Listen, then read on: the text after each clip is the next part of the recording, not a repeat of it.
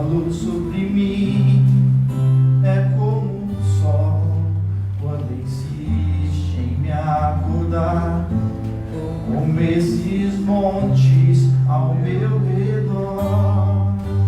Tu és a minha muralha, a perfeição da criação, manifesta o teu esplendor, todo som, toda cor, seja o louvor ao Rei da Glória.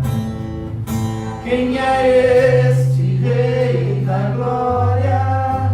O Senhor dos Exércitos, poderoso nas batalhas, Ele é o Rei da Glória.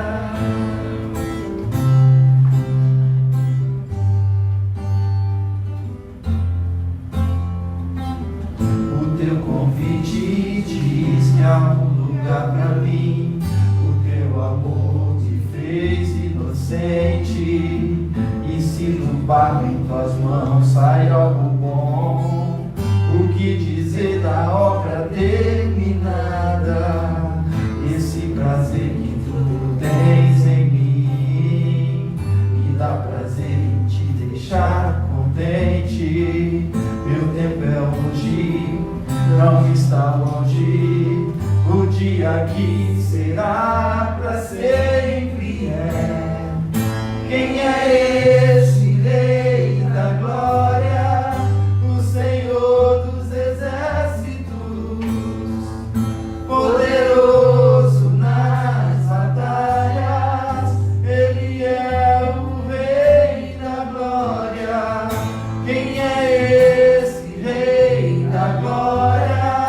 O Senhor dos Exércitos, poderoso nas batalhas, Ele é o Rei.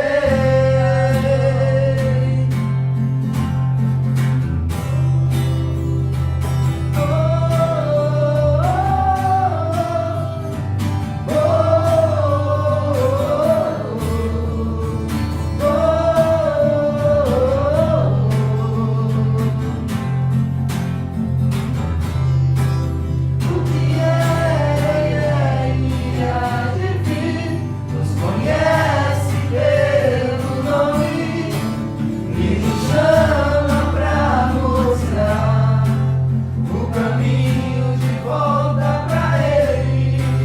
O que era e há de vir, nos conhece pelo nome e nos chama pra mostrar o caminho de volta pra Ele.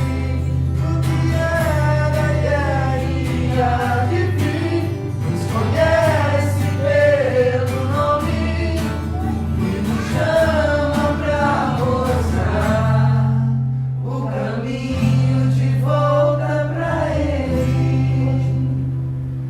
Obrigado, Pai, porque o Senhor sempre nos mostra o caminho de volta para Ti.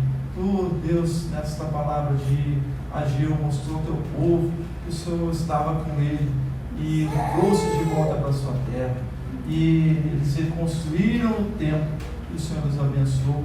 Obrigado, ó Pai, porque o Senhor, quando nos encontramos contigo, o Senhor faz uma restauração nas nossas vidas e sempre faz, ó Pai, em todos os momentos. O Senhor esteja, ó Deus, dessa forma abençoando o teu povo, com a tua bênção, Senhor, a tua bênção, conforme a tua palavra, a bênção de fidelidade, Senhor, bênção de prosperidade, ó Pai, abençoando, Senhor, todos os aspectos, ó Pai, da vida do teu povo, Senhor, que envolve os aspectos materiais, não somente o dinheiro em si, ó Deus, é tão precioso do trabalho de cada um dos teus servos e servas, ó Deus, mas o Senhor nos abençoa quando o Senhor nos dá saúde, quando o Senhor nos guarda, ó Deus, e nos livra de tantas coisas, ó Deus, que nos faz gastar, ó Pai, desnecessariamente. Então, que o Senhor esteja abençoando dessa forma, ó Pai, com cada um dos teus filhos que ofertaram, que dizimaram, Senhor, com a tua bênção, ó Pai, aqueles que também não puderam fazer, que o Senhor esteja abençoando,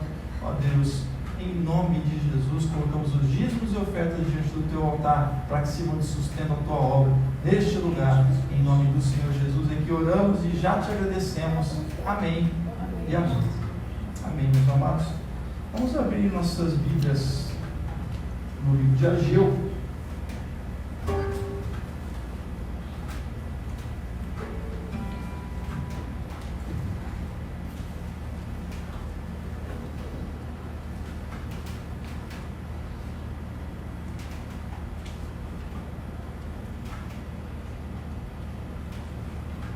Ageu capítulo 1.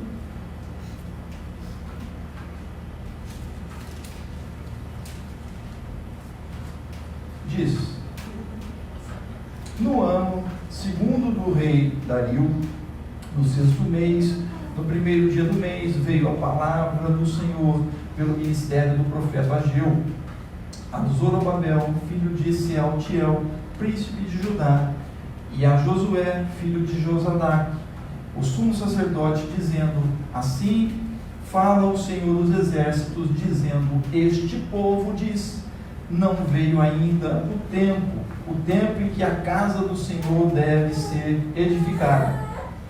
Veio, pois, a palavra do Senhor pelo ministério do profeta Ageu, dizendo: é para vós tempo de habitardes nas vossas casas estucadas, e esta casa há de ficar deserta? Ora, pois, assim diz o Senhor dos exércitos: aplicai o vosso coração aos vossos caminhos. Verso 7: assim diz o Senhor dos exércitos: aplicai o vosso coração aos vossos caminhos, subi o monte e trazei madeira, e edificai a casa, e dela me agradarei, e eu serei glorificado, diz o Senhor. Olhaste para muito, mas eis que alcançaste pouco, e este pouco, quando trouxeste para casa, eu lhe assoprei, porque, disse o Senhor dos exércitos, por causa da minha casa, que está deserta, e cada um de vós corre à sua própria casa. Por isso, retém o céu no seu orvalho, e a terra retém os seus frutos. Verso 12: então ouviu Zorobabel, filho de Sealtiel, e Josué, filho de Josadac, sumo sacerdote, e todo o resto do povo, a voz do Senhor, seu Deus, e as palavras do profeta Ageu, como o Senhor, seu Deus, o tinha enviado, e temeu o povo diante do Senhor. Então Ageu, o embaixador do Senhor, falou ao povo conforme a mensagem do Senhor, dizendo: eu sou convosco, diz o Senhor. E o Senhor levantou o espírito de Zorobabel, filho de Sealtiel, príncipe de Judá, e o espírito de Josué, filho de Josadac, filho do sumo sacerdote, e o espírito do resto do povo, e vieram e trabalharam na casa do Senhor dos exércitos, seu Deus, ao 24º dia do sexto mês, no segundo ano de Dario. Amém. Oremos. Mais uma vez, Pai, te agradecemos pela tua palavra lida, fale conosco através dela, usa-me conforme tu queres, segundo o teu Espírito, que eu te peço e já te agradeço, em nome de Jesus. Amém.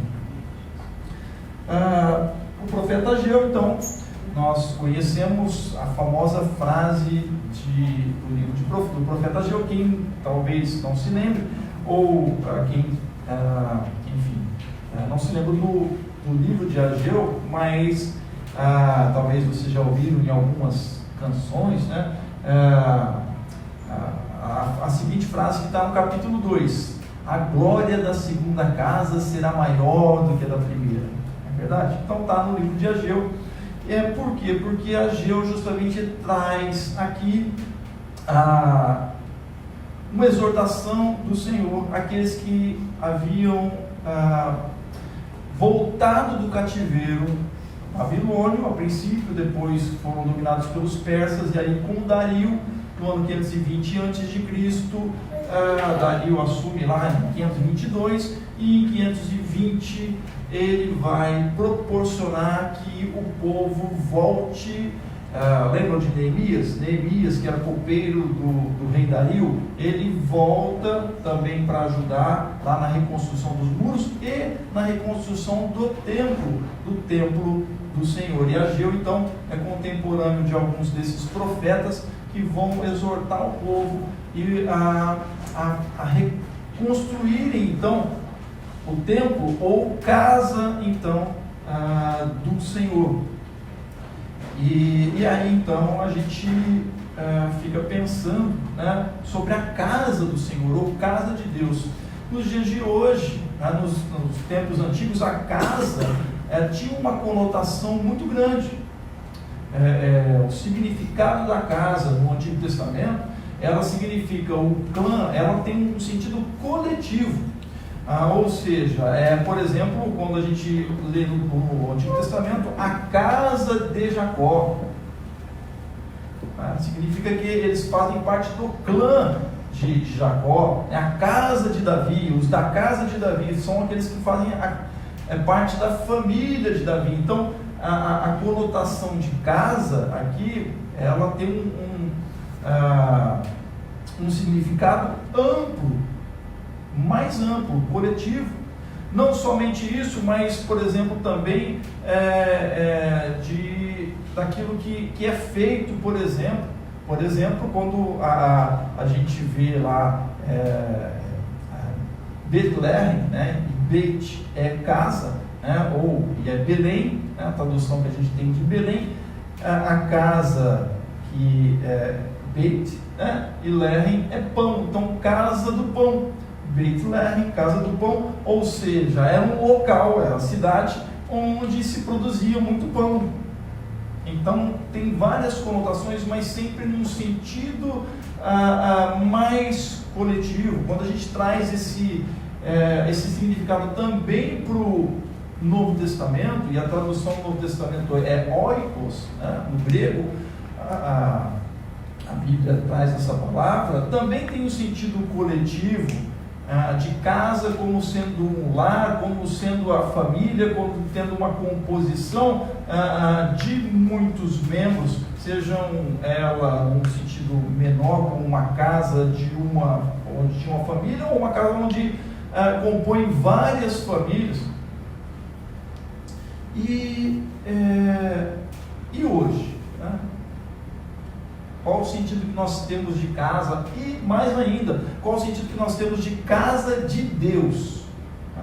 Então, hoje, parece, ao meu ver, que existe um reducionismo muito grande, até nós chegarmos num pensamento de que somos a casa de Deus, em partes.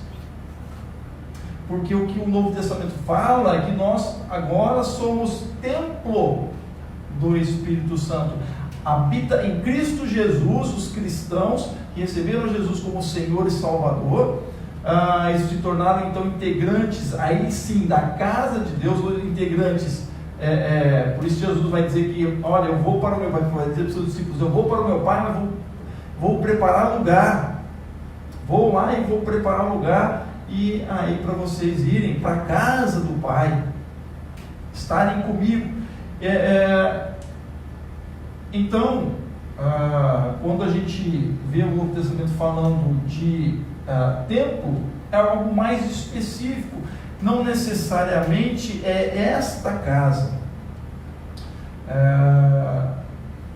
mas nós nos apropriamos, os cristãos se apropriam dessa palavra para dizer que então a casa de Deus somos nós, num certo sentido somos em Cristo Jesus, templo do Espírito Santo, habitação do Espírito. Amém? Que bênção. Mas não para aí. Então há uma amplitude desta casa. Então devemos entender que há algo que está para além de nós. Para além de nós. E eu queria propor justamente nessa noite, a todos os irmãos aqui, aqueles que estão assistindo, a meditarmos justamente sobre a casa de Deus. E aí, nesse sentido,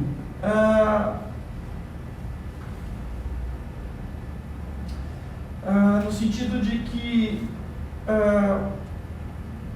o que nós temos tomado como casa de Deus hoje?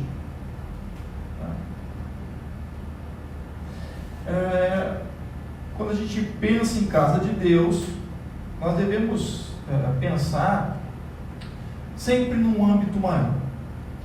Quando Jesus ora no Novo Testamento dizendo para os discípulos que pedem para ele ensinar, que ele ensinasse uma oração para eles, e ele vai dizer, né? As primeiras palavras de Jesus é: Pai nosso que estais nos céus. Então Jesus se refere a Deus como aquele que tem uma morada no céu.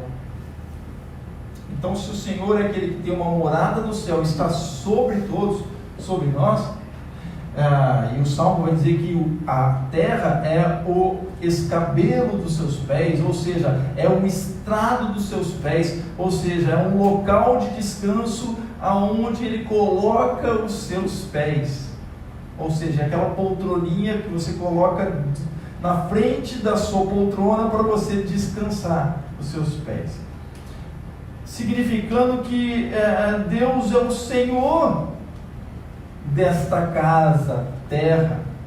E aí é justamente isso que eu queria falar nessa noite, para que a gente entendesse, para a gente poder entender o conceito de casa, tanto casa de Deus, tanto no Novo como no Antigo Testamento. Nós precisamos entender que nós precisamos reconhecer em primeiro lugar o Deus da casa, senão a gente vai se perder nos conceitos que estão tendo hoje sobre a casa de Deus, que são tão variados. Muitos vão dizer: não, que a casa de Deus sou eu, então eu não preciso ir a uma igreja, porque a igreja não é a casa, Deus não mora lá naquelas quatro paredes. Sim, de fato, porque quando a igreja a Bíblia fala sobre a igreja, a reunião dos santos, ela então representa o corpo de Cristo. Então há uma concepção maior. Casa como sendo corpo, sim, o seu corpo, ele é templo do Espírito Santo, amém? Mas quando nós falamos de casa de Deus, então a igreja se torna uma casa de Deus porque a comunidade, o coletivo se faz presente, está reunido, amém? E por isso entender o conceito justamente do Senhor da casa, do Deus da casa, é muito importante. Quando nós lemos aqui em Ageu 1, capítulo 1, verso 12 ao 13, que diz: Zorobabel, filho de Sealtiel, o sumo sacerdote, Josué, filho de Josadaque, e todo o restante do povo obedeceram à voz do Senhor, o seu Deus, por causa das palavras do profeta Ageu, a quem o Senhor seu Deus enviara. E o povo temeu o Senhor. Então Ageu, o mensageiro do Senhor, trouxe esta mensagem do Senhor para o povo: eu estou com vocês.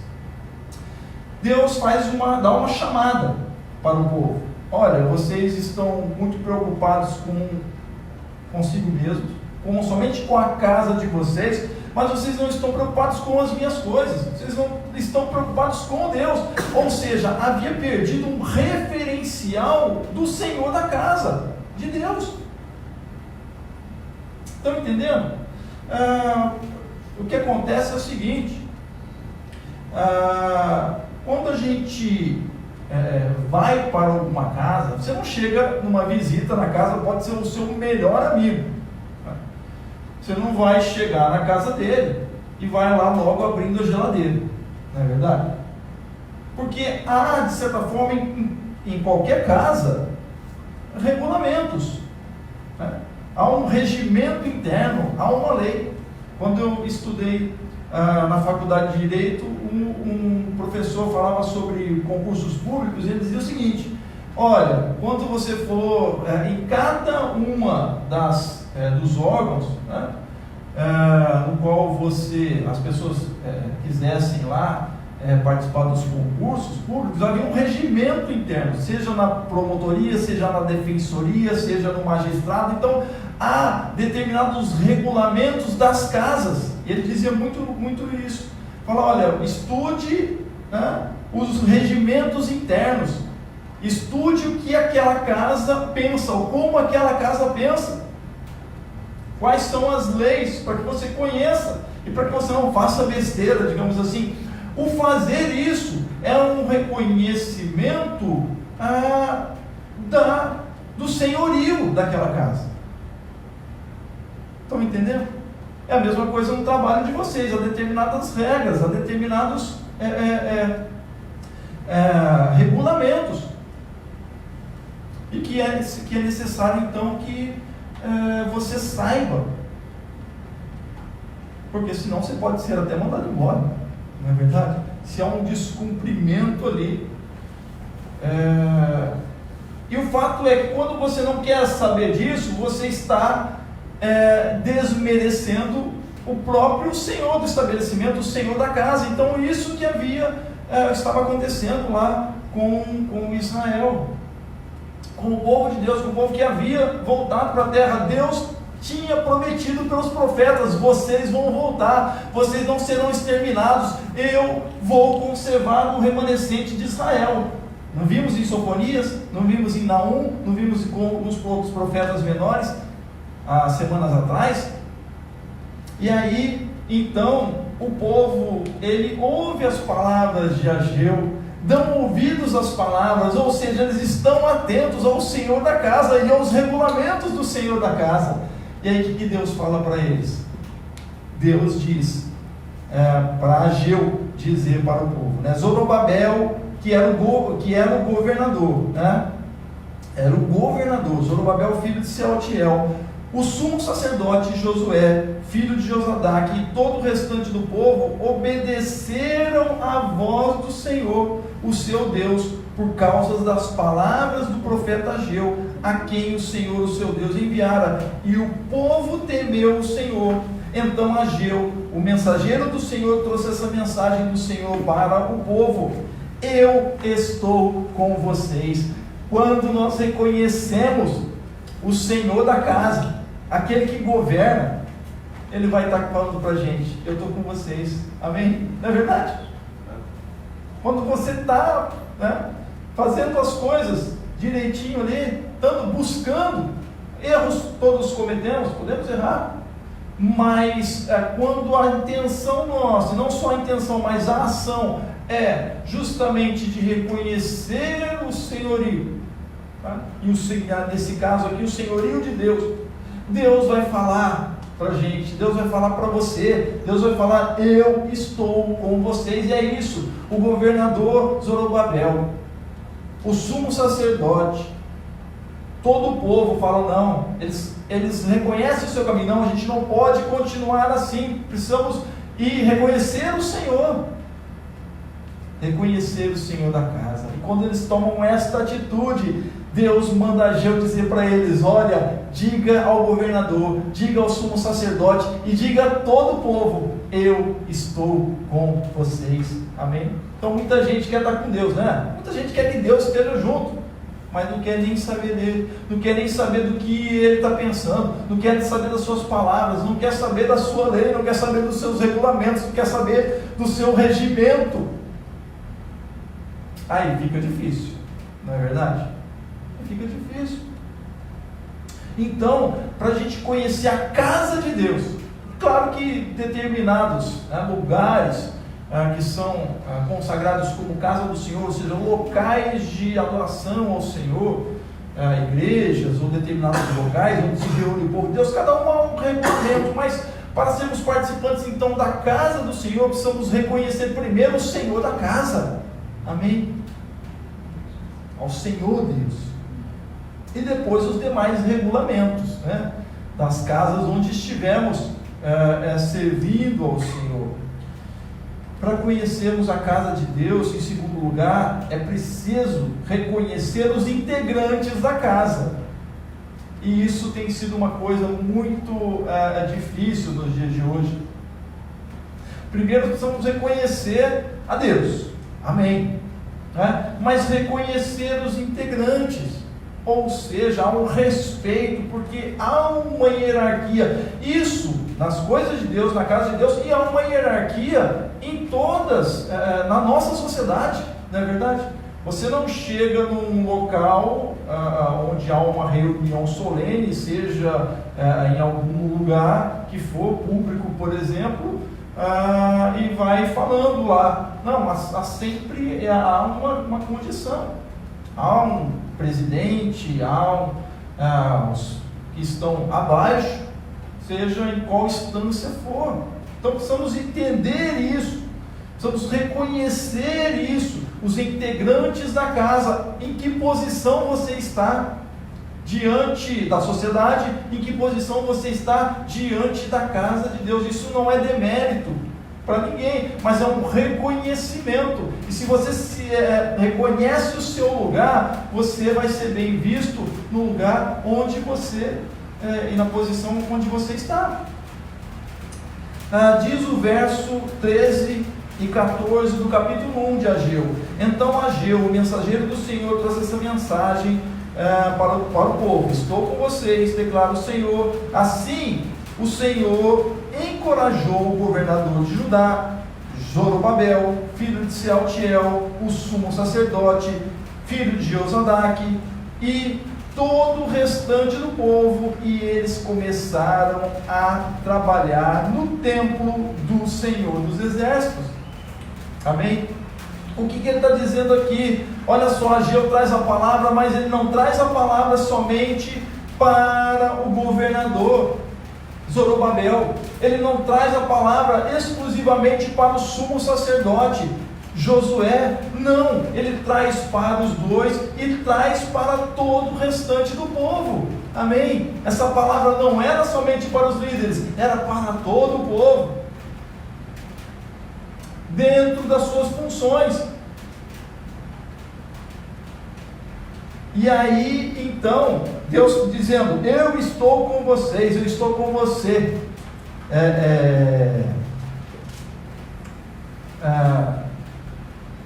Zorobabel, que era o governador de Judá, o governador, Deus, ele estava aqui, diz essa palavra, o Senhor encorajou o espírito do governador, encorajou o espírito do sumo sacerdote, trouxe coragem a eles, dizendo: eu estou com vocês, e encorajou o povo. Amém? Isso é uma coletividade, na casa do Senhor a coletividade. Hoje, nos dias de hoje, essa coletividade ela tem se perdido, em detrimento de uma busca individual, que muitas vezes ela tem sido muitas vezes prejudicial, até, a gente pode assim dizer, porque as pessoas se isolam. E nós vivemos em tempos que se fala muito sobre ostentação. As pessoas querem ostentar, não é verdade? E essa ostentação muitas vezes é justamente num âmbito individual, onde eu preciso ser ou ter mais do que o outro e ostentar aquilo, em vários aspectos, sejam eles econômicos, sejam eles em termos de status ou qualquer outra coisa. Essa semana eu vi na televisão, foi pego em Goiás um casal que foi até a notícia era assim: o casal ostentação. Então era um casal de mais ou menos, ela tinha 42 e o homem tinha 40 ou 41, e eles então ostentavam uma vida lá, e a reportagem foi desenrolando e dizendo que eles tinham muitos bens, muitos carros, mas tinham duas agências de viagens, só que essas agências de viagens aí eram custo de estelionato, de fraude, onde cada um deles, por exemplo, ele tinha 8 identidades, todas com o primeiro nome, mas o segundo nome não correspondia a eles. Ela tinha 10 identidades e vários cartões de crédito de várias pessoas clonados, mas estavam vivendo ostentando, e tiravam fotos nas redes sociais, ostentando tudo mais, e enfim, e até que investigaram, porque essa ostentação estava demais, e investigaram, e a polícia levou 6 meses, mas conseguiu ali pegar, e quando eles foram pegos, a polícia entrou na casa deles lá e tudo mais, foi até uma coisa interessante na reportagem, que eles não tentaram fazer nada, não esboçaram nenhuma reação e falaram tudo para a polícia. Não, a gente fazia tudo, de como era tudo. Parecia não se envergonhar daquilo, porque talvez a ostentação fosse maior, ou o sentimento de ostentação, ou terem feito tudo aquilo, enfim, eu não sei, mas o fato é que precisamos entender que na sociedade, e nas coisas de Deus cria então a humanidade, para viver em sociedade, forma a sociedade, fazemos parte então somos integrantes de uma casa, somos integrantes então nesse aspecto de uma sociedade, onde devemos respeitar os nossos limites, deve haver um respeito para com o outro, seja nas posições que forem, ou que estiverem. Há autoridades que têm a sua legitimidade, são legítimas, foram empossadas, mesmo que muitas vezes, se elas estiverem ultrapassando os seus limites, isso deve ser pela lei aí apurado os limites de cada um. Isso também na sociedade temos limites. Então parece que vivemos uma sociedade e o discurso é de que tudo é ilimitado, mas a verdade é que não é, Então saibam que essas propagandas de ilimitados, isso é totalmente enganoso, porque na verdade isso só traz um sentimento: eu vou ter tudo ilimitado, mas você é limitado. Como é que é isso? Eu vou baixar milhões de músicas, você não ouve nem a tua vida inteira todas as músicas, talvez nem a sua vida toda você não vai ouvir os milhões de músicas que você baixou, mas há um sentimento disso. Devemos rever isso, porque há aqueles que estão ao nosso lado, e a palavra do Senhor ela traz justamente isso. Deus está com o seu povo, Deus quer estar com você, mas você precisa reconhecer os integrantes da casa. Estou falando da casa de Deus aqui, mas se a gente for por um outro âmbito, então justamente quando a Bíblia fala de casa e assim, a nossa vida como templo do Espírito, nós reconhecemos a nós mesmos, nós reconhecemos aqueles que estão ao nosso lado, na casa onde nós moramos. Você reconhece os integrantes da sua casa? Deus coloca aqui justamente muito claro para o povo por causa disso. Ele vai dizer no verso 14: naquele dia declara o Senhor dos Exércitos, eu o tomarei, meu servo Zorobabel, filho de Sealtiel, declara o Senhor, e farei de você um anel de selar, porque o tenho escolhido, declara o Senhor dos Exércitos. Amém? E alguns Deus escolhe para determinadas coisas, aqui como ele está falando para Zorobabel, o governador. Zorobabel seria um anel de selar, ou seja, ele seria um marco naquele momento, porque eles estariam reconstruindo o templo que havia sido destruído, e era a primeira vez que eles estariam começando a reconstrução, reconstruindo ali, por isso Zorobabel seria um marco. Você vai ser um anel de selar, nada mais é do que, olha, você vai ser um marco, eu vou te usar para determinada coisa. E às vezes queremos ser, ou ter, estamos projetando, achando que a vida do outro é melhor que a nossa. Não, a tua vida com Deus pode ser muito boa, se você reconhecer a você mesmo, se você reconhecer os integrantes da casa do Senhor, os integrantes da tua família, aqueles que estão à tua volta. Amém? Você vai ser muito feliz. E aquilo que for colocado de Deus nos seus ombros por fazer, Deus vai estar com você. Amém? Então é preciso reconhecer os integrantes da casa. Para reconhecer a casa de Deus, ou conhecer a casa de Deus, é preciso reconhecer que na casa de Deus há integrantes. Amém?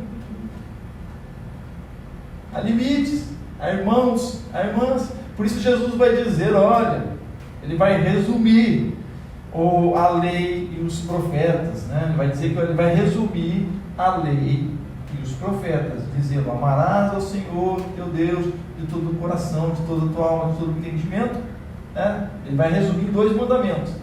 E semelhante a este, amarás ao teu próximo como a ti mesmo. Então, fazendo isso, você cumpriu a lei, cumpriu os mandamentos do Senhor, ou seja, o reconhecimento de Deus, reconhecimento que Ele é o Senhor, reconhecimento da autoridade do Senhor na tua vida, e reconhecimento que há limites também na tua vida, porque há o outro, há o próximo, que você precisa dele também. Amém? Não para que você para que ele seja um objeto no qual você então vai utilizar para que você realize os seus desejos. E aí entra tanto Deus nessa história como o próximo nessa história. Para aquele casal, as pessoas com quem eles se relacionavam e se envolviam eram pessoas que eram usadas, né, e abusadas, né, fraudulosamente, para que eles então tivessem uma vida de ostentação, porque o mundo pede ostentação. Então a gente está conforme o mundo, mas não é isso que a palavra de Deus diz. Reconheça os integrantes da casa. Em terceiro e último lugar, para você conhecer o Deus da casa, na verdade, a casa de Deus, né? Você precisa reconhecer o Deus da casa, os integrantes da casa, e você precisa se importar com a casa. Porque não adianta você reconhecer o Deus da casa, não adianta você reconhecer os integrantes da casa. Eu reconheço que há Deus, eu reconheço que há as pessoas, mas eu preciso me importar com a casa. Ou seja, você ter de fato um sentimento para com as coisas de Deus. Quando Jesus diz: amarás a Deus todo o teu coração, toda a tua alma, todo o teu entendimento, e semelhantemente a este mandamento, amarás ao teu próximo como a ti mesmo, Jesus ele traz bases e princípios justamente da lei de Deus, da palavra de Deus. Por quê? Porque se você fizer isto de fato, você vai estar se importando com as coisas de Deus. O que significa isso? Significa que quando Deus então traz a sua palavra, e a sua palavra é escrita por inspiração pelos homens que a escreveram, ele traz princípios espirituais. Paulo, ele numa das suas cartas, ele nos faz entender isso. Em Romanos, ele vai falar, ele está falando para os judeus, ele vai dizer assim: olha, vocês acham que os gentios, que não conhecem a lei, desconhecem as coisas, e quando eu falo lei, lei de Deus, a palavra de Deus, o Antigo Testamento, né? Quando vocês acham que os gentios, que são aqueles que não fazem parte do povo de Deus, a princípio, né? Não nasceram no judaísmo, que desconhecem a lei, quando eles cumprem a lei mesmo sem conhecerem, ou seja, quando eles praticam aquilo que é da lei, Você acha que não vem sobre eles bênçãos referentes àqueles princípios da lei, a vida deles? Claro que sim. O apóstolo Paulo está falando, ele não está falando de salvação. A questão da salvação é uma outra coisa, mas quando os homens que, mesmo não conhecendo a Deus, mesmo desconhecendo a Deus, ou desconhecendo as coisas de Deus, eles praticam as coisas que são, ou que estão na lei de Deus, no regulamento de Deus, das coisas de Deus, eles são abençoados por Deus. Isso é um princípio bíblico. A questão da salvação em Cristo Jesus é uma outra história. Se ele vai receber Jesus como Senhor e Salvador e alcançar a salvação e vida eterna em Cristo Jesus, é uma outra história. Mas o fato é que, então Deus chama o povo a se voltar para as coisas dele, a se importar com a casa dele, a se importar com as coisas dele. Então, dentro desse princípio, eu acabei de falar agora um pouco, se a gente se importa com o outro, né? E dentro dos limites amando, dentro dos limites que a sociedade nos coloca, e dentro dos seus direitos, você vai estar se importando com as coisas de Deus, porque você está se importando com uma criatura que foi feita à imagem e semelhança de Deus. Amém? E aí então, irmãos, a gente tem que rever até nossa visão das coisas e do mundo,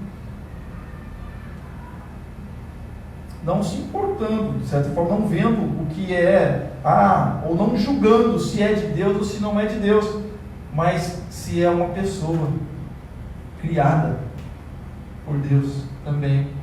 Amém? E aí, quando nós nos importamos com as coisas de Deus, quando nos importamos com a casa de Deus, nos importamos com os regulamentos das coisas de Deus, a bênção do Senhor é de restauração.